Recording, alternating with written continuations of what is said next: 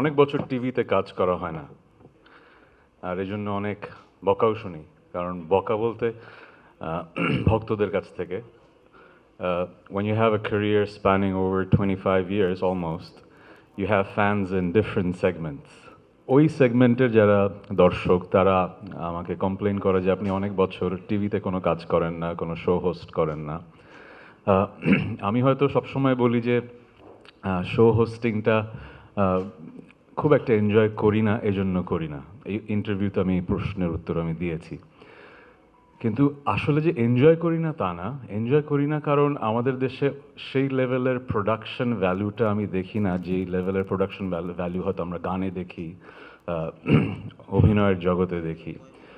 সেই লেভেলের কন্টেন্ট এবং ক্রিয়েটিভ কাজ হয়তো খুব বেশি হয় না। একটা সময় হয়েছে এনটিভি, প্রতিকৃত, একসময় আমিও কাজ করেছি, অনেক ভালো কাজ হয়েছে। কিন্তু গত 10 বছরে there has been a paradigm shift. People have moved away from TV and to the phones.